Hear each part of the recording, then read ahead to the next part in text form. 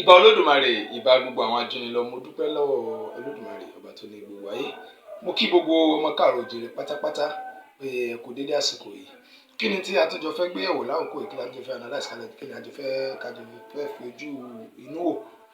Mo fẹ́ kájọ wòye sí ẹ̀sìn mẹ́ta kan tí mo fẹ́ sọ̀rọ̀ báyìí. Ẹ̀sìn wo náà ni Judaism, Christianity àti Islam. Kí nìdí tí mo fẹ́ kájọ wò? Kí ọpọlọ àwa ọmọ Yorùbá, àwa Africans, àwa black, kí ọpọlọ wa ó lè ṣí nípa inú ìgbèkùn tá a fira wa sí. Wọ́n fi wá sí, àwa náà fira wa sí, àtúnwá kọ̀ àfẹ́ kúrò nínú ẹ̀. Judaism, mo wo fídíò kan tó ń sọ̀rọ̀ nípa Judaism. Judaism is the oldest religion on earth in terms of history and findings. Christianity ló tẹ̀lé Judaism, Islam tẹ̀lé Christianity. But today, Islam is claiming to be the oldest religion on earth. Islam jẹ́ kó yé wa pé òun ni Islam ni ẹ̀sìn àkọ́kọ́ lórí ilẹ̀, òun náà ni ẹ̀sìn tí ó sì kẹ́yìn. Kí nìdí ni pé nínú Quran wọ́n ṣàlàyé pé gbogbo ìtàn àwọn òjíṣẹ́ tó ti wá o kìnnìkan o, gbogbo wọn pátá they came to preach one religion. Gbogbo wọn pátá ẹ̀sìn ọ̀kan ni wọ́n wá polówó, Ọlọ́run kan ṣoṣo ni wọ́n wá polongo, Ọlọ́run kan ṣoṣo ni wọ́n wá polongo, ìwọ náà ni gbogbo ẹ̀sìn wá polongo, àwọn ẹ̀sìn yẹn ló wá polongo pé Muhammad ló kàn jẹ́ the seal of prophet. Muhammad ló wá seal gbogbo ẹ̀ tó fi ń jẹ́ Islam. Now my question is this. Àwọn Mùsùlùmí wọ́n ní Adam òun ni ẹni àkọ́kọ́. Adam òun lẹni àkọ́kọ́ tó Olódùmarè kọ́kọ́ dá sáyé. Wọ́n ní orí Adam òun ni Islam ti bẹ̀rẹ̀. Pé Adam olópolongo Ọlọ́run kan ṣoṣo, orí rẹ̀ ni Islam ti bẹ̀rẹ̀. Lẹ́yìn rẹ̀ ló kan gbogbo àwọn òjíṣẹ́, àwọn prophet bíi Noah, bíi Moses, bíi gbogbo àwọn ànábì yẹn títí tó fi wá kan orí Abraham, ìyẹn ànábì Ibrahim gẹ́gẹ́ bí wọ́n ṣe wọ́n pè. Tó tún wá fi kan orí Isa, ìyẹn Jesus, tó fi kan orí Muhammad.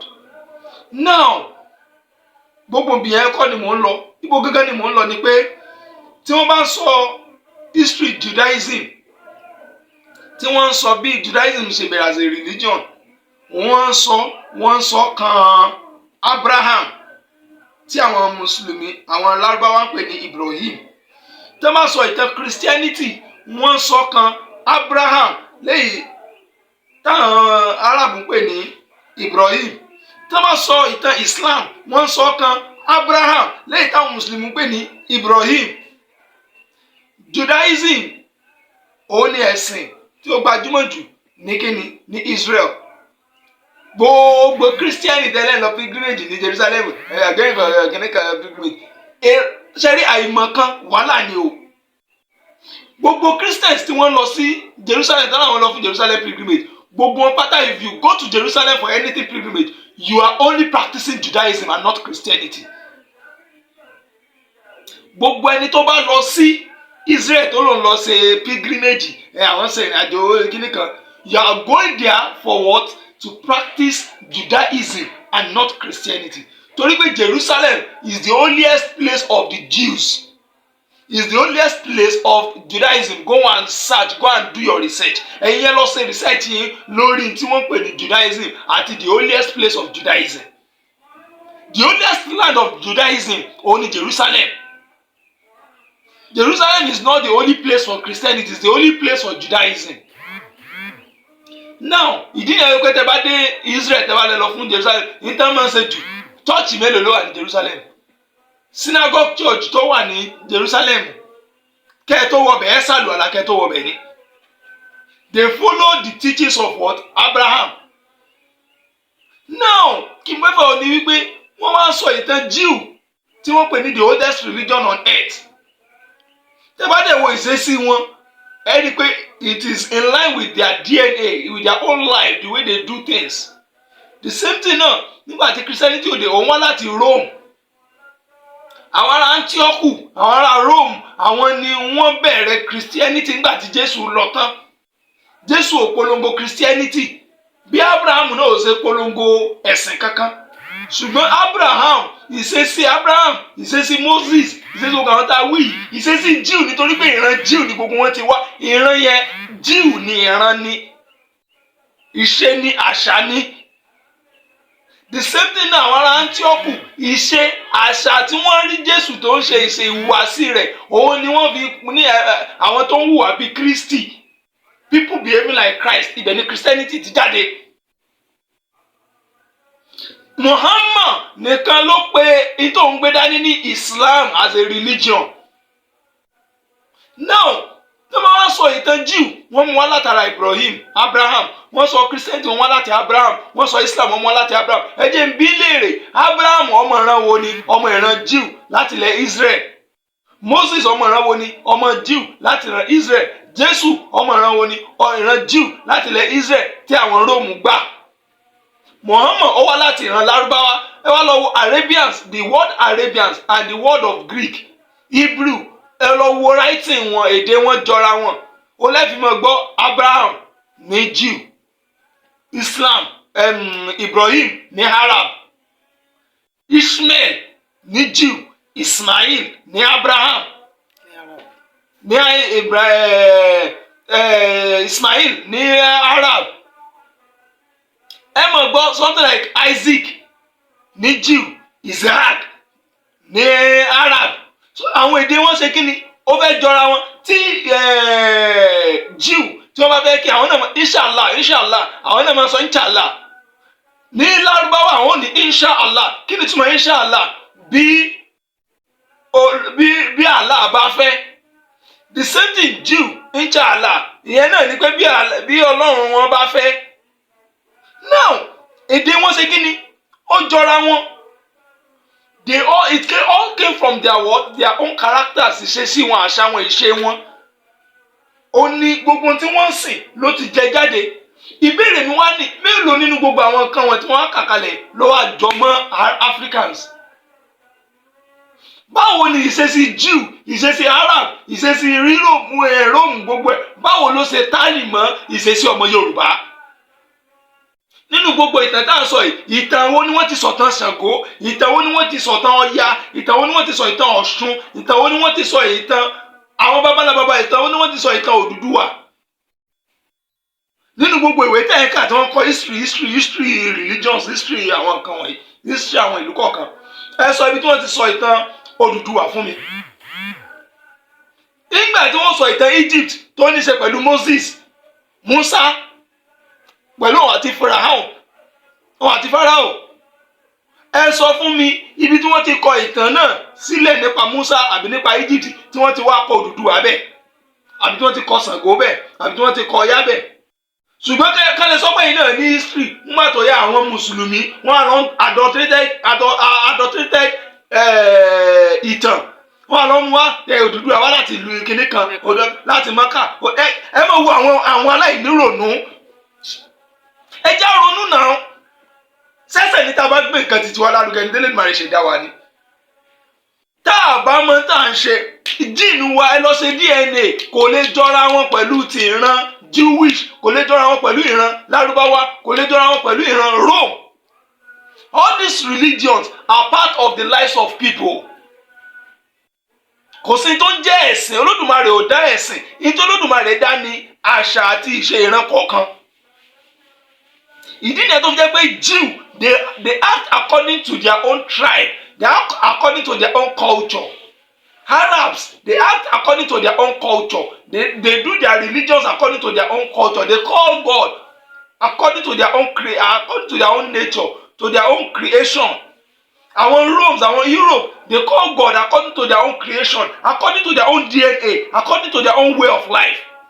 Why tí àwọn ọmọ Yorùbá táwọn náà wá fẹ́ mọ kọ́pì tiwọn, àwa gbàgbé way of life Olódùmarè ṣe dá wa, ẹ̀tọ́ Olódùmarè fún wa, àwa wá dànù, àwa mú tiwọn. Báwo ló ṣe fẹ́ jọra àwọn ìdí nìyẹn tá a fi lè ní lọ síwájú?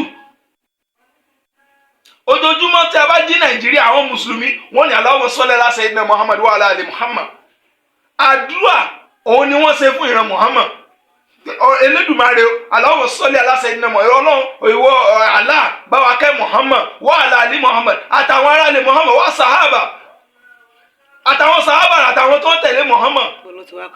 Wọ́n ṣàdúrà fún Muhammad àti ìran Muhammad. Àwọn wo ni ìran Muhammad? Àwọn Lárúbáwá. Bùkẹ́ wá ní òmò ṣẹlẹ̀ sí wọn. Wọ́n mọ̀ gúrò lójoojúmọ́ ni. Torí pé kí ni ẹ̀mí tẹ̀ ń ṣàdúrà sí yẹn, olódò Allah tẹ̀ ń ṣàdúrà sí yóò mọ̀ rọ̀jò ẹ̀mí yẹn, ẹ̀mí Muhammad yóò mọ̀ rọ̀ sí orí àwọn ìran rẹ̀. Gbogbo nǹkan yóò mọ̀ lọ sókè, yóò mọ̀ rí bó ṣe yẹ kó rí.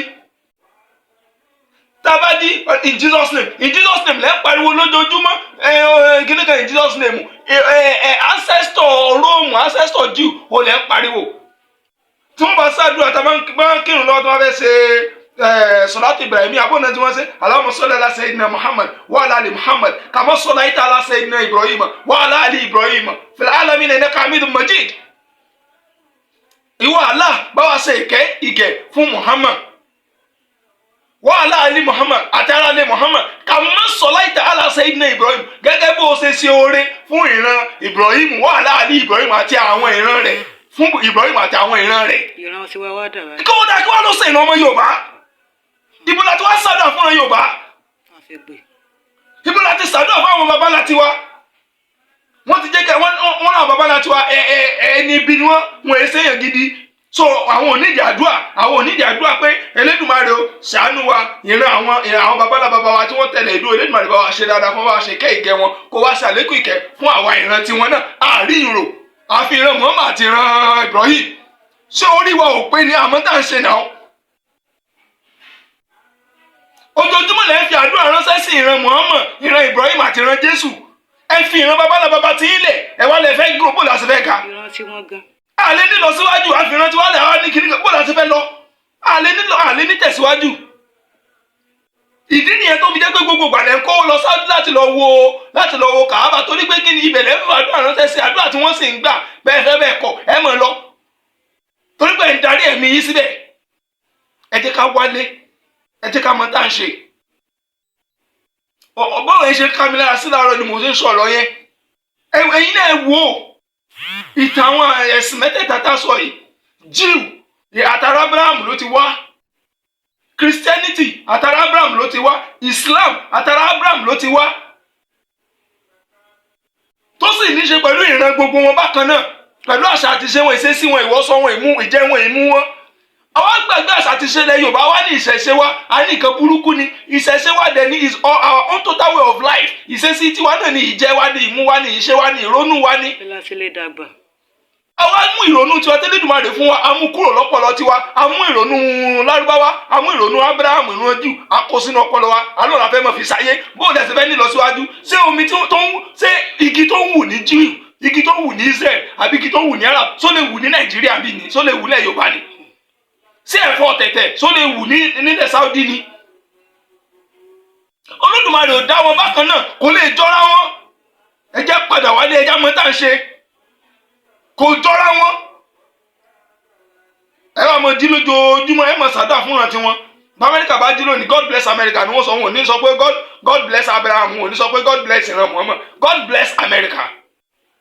Bẹ́ẹ̀ bá jí lójúmọ́ bí ànábì lẹ́yìn sàṣàlátù fún bẹ́ẹ̀ bá jí lójúmọ́ bí Jésù lẹ́ fi àdúrà ránṣẹ́ sí bẹ́ẹ̀ bá jí lójúmọ́ Nàìjíríà Abraham lẹ́ fi àdúrà ránṣẹ́ sí ẹ fàdúrà ránṣẹ́ sí ìrántí yín ẹ fi tún ilẹ̀ tí yín ṣe ẹ wúre fún ilẹ̀ tí yín ẹ wúre fún orí ara tí yín Muhammad lẹ́ wúre fún àwọn ìran Muhammad lẹ́ wúre fún àwọn ọmọ Lárúbáwá tó nílẹ̀ ń wúre fún àwọn ìran Muhammad tí wọn ò tí ì bí ẹ ti wúre fún wọn lẹ̀. Torí tẹ́ ẹ sọ ni pé Allahumma salli ala sayyidina Muhammad wa ala ali Muhammad ìwọ Allah bá wa kẹ́ Muhammad wa ala ali àti àwọn aráalé Muhammad àwọn aráalé rẹ̀ náà ni àwọn generation rẹ̀. Àtàwọn tó wà àtàwọn tó ń bọ̀ òun lè ti ṣàdúrà fúnlẹ̀ so àdúrà tẹ́ ẹ ṣe yẹn ó ti ń gbà kalẹ̀ fún wọn. Wọ́n kàn máa dé bá oore tí wọ́n máa dé bá àánú tí wọ́n ní. Ẹnu sí wá sí ní àṣẹ ní. Ẹ wá sọ pé Olódùmarè ìran Yorùbá bá wa túbọ̀ mọ kẹ́ wọn o àwọn babaláwo wa tán ti lọ Olódùmarè bá wa kẹ́ wọn o àwọn ìran wa tó mọ̀ bá wa kẹ́ wọn o àwọn ìran wa ti sìn bá wa kẹ́ wọn o àwọn tá a tún mọ ní bá wa kẹ́ wọn o bá wa ṣe ilẹ̀ wa ní ilẹ̀ kíní kan o ẹ ṣe yẹn àfẹ́ pé ẹ jẹ́ mọ́ tá à ń ṣe ká ronú.